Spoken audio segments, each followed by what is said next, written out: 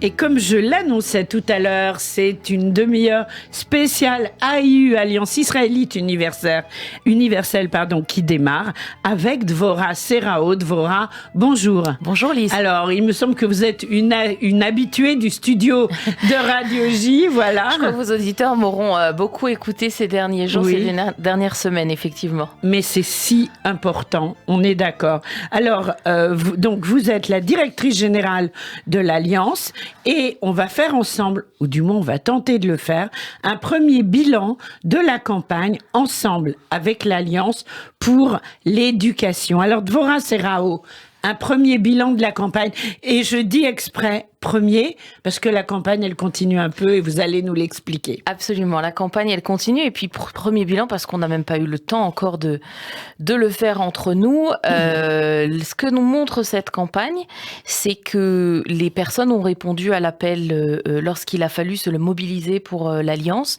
Les gens ont entendu l'importance de nos projets, pas seulement pour ce qu'ils représentent, mais pour le futur que cela représente pour les élèves et pour les plus jeunes.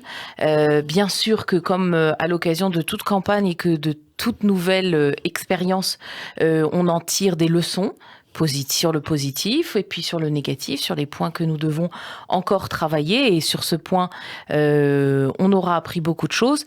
Comme vous le voyez, on invite nos jeunes et nos élèves à réfléchir, à travailler, à s'éduquer. Et nous nous éduquons aussi sur ce genre de projet. Ce qu'il est important de dire, c'est que effectivement, la campagne ne s'arrête pas là. Nous n'avons pas atteint notre objectif.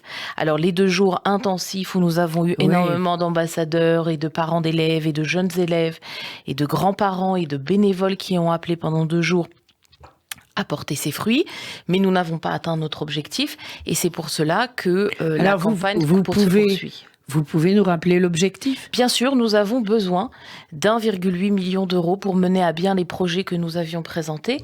Ce n'est pas un chiffre que nous avons choisi au hasard. C'est vraiment ce dont nous avons besoin aujourd'hui pour faire basculer nos écoles dans des projets qui sont importants. Et à ce titre, aujourd'hui, nous sommes un petit peu en dessous du million d'euros. C'est dire que nous avons encore besoin de la participation de tous et toutes. Et voilà, si certains nous entendent, ont entendu parler de cette campagne et n'ont pas encore pu... Ils en ont entendu parler puisqu'ils écoutent Radio J. 24 heures sur 24. Voilà. Alors, Dvorah, bien sûr, on peut continuer à faire des dons, c'est déductible. C'est déductible sur l'impôt sur le revenu, l'impôt sur les sociétés et bien sûr l'IFI avec les déductions fiscales que vous connaissez et vous participez, vous apportez votre pierre à l'édifice en faisant un don à l'Alliance. Alors, peut-être, je sais que vous souhaitiez remercier les donateurs et les bénévoles. Absolument. Écoutez, c'est la première occasion qui m'est donnée aujourd'hui, oui. avant je suis contente que ce soit absolument. Écoutez, voilà, je tiens à remercier personnellement et au nom de tous les organisateurs et du président de l'Alliance, tous ceux et toutes celles qui, d'une part, se sont mobilisés parce que donner du temps, c'est aussi donner. À passer un dimanche, à téléphoner à tout son réseau d'amis et à tout son réseau de connaissances, c'est donner. C'est d'ailleurs ce qu'on apprend aux élèves. Donner, bien sûr qu'on peut soutenir en donnant et il faut donner de l'argent parce que c'est grâce à ça que les projets se concrétisent. Et que c'est le nerf de la guerre. Et que c'est le nerf de la guerre. Mais on apprend aussi aux enfants que donner, c'est rééquilibrer, c'est remettre l'équilibre dans la vie. C'est redonner à ceux qui ont un peu moins et ceux qui ont plus, qui sont donc en haut, se remettent au niveau de ceux qui ont un petit peu moins. Donc je remercie évidemment tous les grands donateurs, les petits donateurs. Pour nous, dans cette campagne, ils ont été tous au même niveau puisque chacun a donné au niveau de ses moyens. Et donc c'est l'occasion effectivement ce matin de vraiment les remercier pour toute cette énergie et toute cette concrétisation, même si on est à mi-parcours, la concrétisation d'une bonne partie et de nos projets dont nous rendrons compte bien sûr au fur et à mesure. Bienvenue dans le studio avec moi quand vous le souhaitez. Alors, l'émission Dvorah Serao n'est pas terminée. Je rappelle que vous êtes directrice générale de l'Alliance. Alors, justement, avec cet argent, pourquoi cet argent et quels en sont, comment va-t-il être utilisé ? Voilà. Écoutez, réfléchir à la raison pour laquelle les gens ont donné, c'est se demander qu'est-ce qui est important, qu'est-ce qui est au cœur du projet de l'Alliance. Quand vous mettez votre enfant à l'Alliance, d'ailleurs j'invite, peut-être que certains des auditeurs ici se demandent encore s'ils vont s'inscrire ou pas dans une école juive.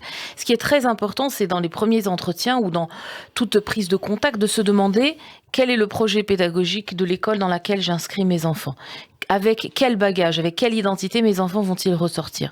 J'ai envie de dire que les projets que nous avons mis en avant dans cette campagne, c'est exactement l'ADN de l'Alliance. C'est de continuer toujours à être solidaire avec les familles, d'avoir un partenariat avec les familles, particulièrement celles qui n'ont pas toujours les moyens de pouvoir s'offrir l'école juive. L'école juive représente un coût, nous le savons. Ce coût et imaginez-vous que ce coût est encore en dessous de ce que cela coûte vraiment à l'école. C'est-à-dire qu'en plus de la scolarité, l'école doit d'elle-même pouvoir générer suffisamment de dons et de bénéfices pour pouvoir faire face à tout ce qu'elle gère. Donc la première chose, c'est vraiment l'ADN de l'Alliance, c'est d'être solidaire. Et la solidarité, elle s'exprime autour des bourses que nous accordons. Je rappelle que le réseau de l'Alliance israélite universelle, le réseau des écoles, distribue un équivalent d'1 million d'euros de bourses scolaires tous les ans. C'est dire combien d'enfants bénéficient, sur les plus de 2000 enfants qui sont dans nos écoles, bénéficient de ce dispositif. Et cet argent ne se crée pas de rien. Il vient par les dons, il vient par le fait qu'il y a des gens qui sont sensibles à cette cause. La deuxième chose, c'est qu'on ne peut pas imaginer des écoles aujourd'hui sans faire de progrès sur le numérique. Et pareil, le numérique, c'est de pouvoir équiper des petits-enfants qui, on a beaucoup cru, vous savez, pendant le confinement, oui, tous les enfants ont une tablette, tous les enfants ont un ordinateur. Oui, c'est pas vrai. C'est facile. De toute façon, ils sont sur les écrans tout le temps. C'était totalement faux. Bien sûr, totalement je le sais, faux. Beaucoup d'enfants ont souffert de cette situation. D'ailleurs, l'Alliance a tout de suite réagi en distribuant un petit peu moins de 100 tablettes dans les écoles qui servent encore aujourd'hui. Les tablettes, ce n'est pas suffisant. Aujourd'hui, on parle beaucoup d'un thème très important aujourd'hui qui est l'électronisme. C'est un peu être illettré, mais dans le digital. L'électronisme, c'est la capacité de pouvoir être sur Facebook et Instagram, mais de ne pas savoir utiliser un mail ou de faire sa déclaration d'impôt en ligne, ou de remplir un tableau Excel, ou de faire un document Word. Et aujourd'hui, pour que les enfants puissent manipuler tous ces outils, apprennent à les maîtriser, nous avons besoin d'équiper, nous avons besoin de former les enseignants, d'équiper les classes et d'équiper les élèves. Et enfin, cela faisait longtemps que nous avions besoin de réaménager certains de nos bâtiments. Réaménager pas par luxe, réaménager par nécessité. Bien sûr, par nécessité. Quand, je le redis, je le répète, quand on a une école... peut s'installer dans un établissement qui est là depuis longtemps. Il peut y avoir beaucoup de choses. Il faut rafraîchir. Voilà, je pense que tous les auditeurs qui sont un peu dans le bâtiment savent exactement de ce à quoi vous... Même moi qui n'y suis pas, je sais qu'il faut. Bien sûr. Alors évidemment, j'ai envie de dire que ça, c'est le quotidien. Et ça, on le fait et parce que nous sommes obligés de le faire. Et nous le ferons. Mais aujourd'hui, quand on sait qu'il y a une école, dans le 93 au Pavillon-sous-Bois, que dans cette école, on est passé en 3 ans de 750 élèves à près de 900 à la rentrée prochaine, et que tous ces enfants, par exemple, une école maternelle est disséminée un peu partout dans l'école, parce qu'on a ouvert les classes, parce que nous avions besoin de les ouvrir, nous avions des inscriptions, des parents qui nous demandaient de faire entrer leur enfant, on a ouvert les classes, et puis on a ouvert au gré des salles qui étaient libres, des espaces qu'on pouvait récupérer. Donc, on n'a pas de bâtiment de maternelle, par exemple, aujourd'hui. Je vous laisse imaginer. Mais pire encore, ça fait des années qu'au Pavillon-sous-Bois, il y a un espace vide sur lequel nous pourrions avoir un terrain de sport. Aujourd'hui, ce sont des cars de ramassage qui tous les jours circulent autour de l'école pour prendre les classes, les emmener sur un terrain de sport qui est à une demi-heure en quart de l'école, les déposent. Donc je vous laisse imaginer le temps de sport qui a été consommé. Le sport se conçoit à l'Alliance comme quelque chose d'important.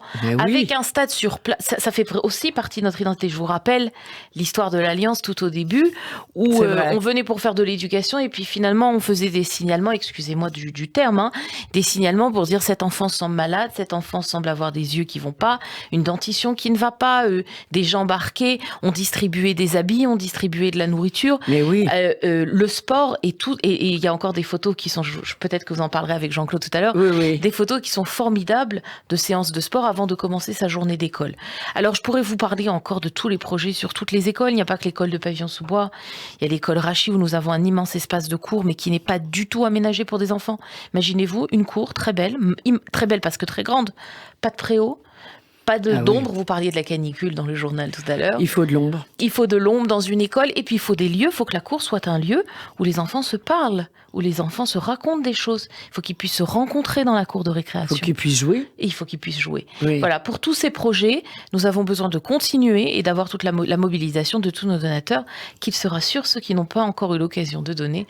Alors, qu'est-ce qu'ils font? On va sur AIU. Alors, AIU.org. AIU.org.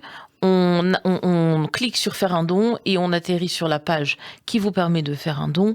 Et évidemment, on peut tout de suite tout à fait mentionner la campagne Ensemble avec l'Alliance, demander à recevoir un CERFA et signaler si on veut faire un don IFI ou un autre type de don. Oui, c'est vrai. On peut. Donc il faut y aller. Il faut aller sur AIU.org. On clique aussi sur l'onglet Ensemble avec l'Alliance. Avec l'Alliance. Absolument, parce que vous savez, d'abord c'est une obligation, et puis nous tenons vraiment à ce que les donateurs nous fassent part de leurs souhaits. Quand on veut soutenir un projet particulier, on peut même, quand on fait son don, nous dire je veux que ça aille à l'école des Pavillons sous bois, à l'école Georges Leven, ah oui, à l'école Gustave Leven ou à l'école Le Rachy. Voilà, si vous me permettez, Lise, je vais rappeler les écoles, parce que même si a priori, nous avons terminé d'inscrire, ça intéressera peut-être vos auditeurs, nous avons terminé de constituer les classes. Il reste encore quelques places dans quelques classes dans nos écoles. Et donc, nos écoles se situent dans le 93 au Pavillon sous bois. C'est une école qui va de la toute petite section jusqu'à la terminale. À Georges Leven, collège-lycée, donc de la 6e à la terminale, dans le 12e arrondissement de Paris. Dans le 16e arrondissement de Paris, l'ancien Ennio, qui a été le lieu de résidence d'Emmanuel Lévinas pendant de longues années. Rue Michel-Ange, donc une école élémentaire de la toute petite section au CM2 et l'école de l'Alliance Rachy, la toute jeune Alliance Rachy, puisque cela fait 5 ans qu'elle a rejoint le giron de l'Alliance, dans le 17e arrondissement de Paris, de la petite section jusqu'à la terminale. Formidable. Écoutez, merci pour toutes ces infos précieuses. Merci pour tout le travail réalisé par l'Alliance, faut quand même le dire. Et bienvenue avec moi, quand vous le souhaitez, dans le studio de Radio J. Dvora Serrao, je rappelle que vous êtes la directrice générale de l'Alliance. Merci beaucoup et belle journée et belle campagne surtout. Merci beaucoup, Lise. Au revoir. À bientôt, au revoir. Retrouvez Radio J sur YouTube, la